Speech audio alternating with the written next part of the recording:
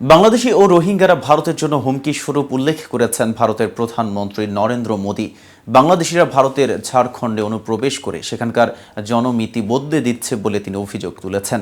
ভারতের ঝাড়খণ্ড রাজ্যের ক্ষমতাসীন দল ঝাড়খণ্ড মুক্তি মোর্চা বাংলাদেশি ও রোহিঙ্গাদের সমর্থন দিচ্ছে বলেও অভিযোগ করছেন মোদী। কিন্তু কেন বাংলাদেশকে ভারতের জন্য হুমকি মনে করছেন মোদী? এছাড়া এই ব্যাপারে আর কি বলেছেন মোদী, এ নিয়ে বিস্তারিত থাকছে প্রতিবেদনের বাকি অংশে। আর কেটিভি নিউজ 24 চ্যানেল থেকে আপনাদের সাথে আছে আমি মেহেদি হাসান।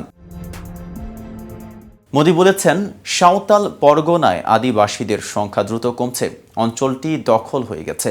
অনুপ্রবেশকারীরা পঞ্চায়েতের বিভিন্ন পদ দখলে নিয়েছে।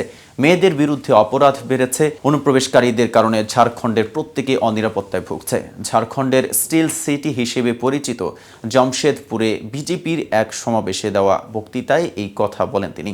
মোদী বলেন, বাংলাদেশ থেকে অনুপ্রবেশ ঝাড়খণ্ডের জন্য বড় ধরনের হুমকি তৈরি করেছে।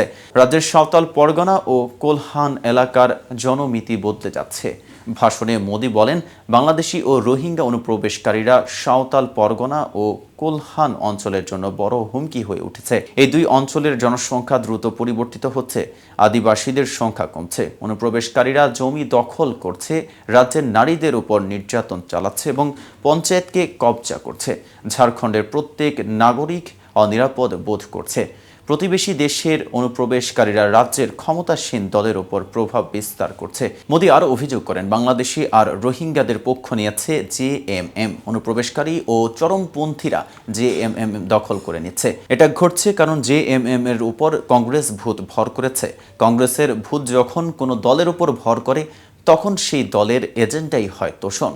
এসব দল নিজেদের পক্ষে ভোট টানার জন্য ধর্মকে ব্যবহার করে। সহিংস সংঘর্ষের জেরে ভারতের মণিপুরে প্রতিদিন চলছে মানুষের মৃত্যুর মিছিল। সারা দেশে সংখ্যালঘু মুসলিমদের উপর চালানো হচ্ছে অকথ্য নির্যাতন। বন্যা কবলিত অঞ্চলগুলিতে বানভাসী মানুষদের মাঝে চলছে আহাজারি। এরই মধ্যে বাছুর প্রীতিতে মজেছেন দেশটির প্রধানমন্ত্রী নরেন্দ্র মোদী।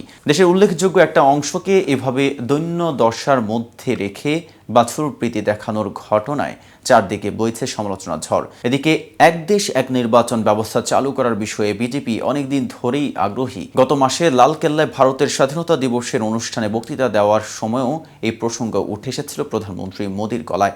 তার যুক্তি, ঘন ঘন নির্বাচন হওয়ায় দেশের উন্নয়নে প্রতিবন্ধকতা তৈরি হয়। এক দেশ এক নির্বাচন ব্যবস্থা চালু করার পক্ষে যুক্তি দিয়ে তিনি দাবি করেছিলেন, গোটা দেশ এই প্রক্রিয়াকে সমর্থন জানাচ্ছে।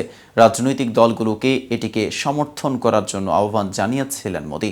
যদিও বিজেপি বিরোধী দলগুলো শুরু থেকেই আপত্তি জানিয়ে আসছেন এক দেশ এক নির্বাচন প্রক্রিয়ার। তাদের মতে এই নীতি নিয়ে মোদী সরকার ঘুর পথে যুক্তরাষ্ট্রের প্রেসিডেন্ট নির্বাচন ম্যাচের ব্যবস্থা চালু করতে চায়। এটি যুক্তরাষ্ট্রীয় কাঠামো এবং সংসদীয় গণতান্ত্রিক ভাবনার পরিপন্থী বলেও বিরোধী নেতৃত্বের অভিযোগ। বিশেষ করে বিজেপি বিরোধী আঞ্চলিক দলগুলোর আশঙ্কা, এক দেশ এক নির্বাচন নীতি কার্যকর হলে লোকসভার ঢেউয়ে বিধানসভাগুলো ভেসে যাবে। যুক্তরাষ্ট্রীয় কাঠামোয় সাংসদ এবং বিধায়ক নির্বাচনের ক্ষেত্রে যেটুকু বৈচিত্র্যের সম্ভাবনা রয়েছে, বিজেপির আগ্রাসী প্রচারের মুখে তা ভেঙে পড়বে বলেও অভিযোগ তুলেছে কংগ্রেস, তৃণমূল, সিপিএম সহ বিভিন্ন বিরোধী দল। আজ এ পর্যন্তই। নিত্য নতুন সকল আপডেট পেতে কেটিভি নিউজ 24 এর সাথেই থাকুন।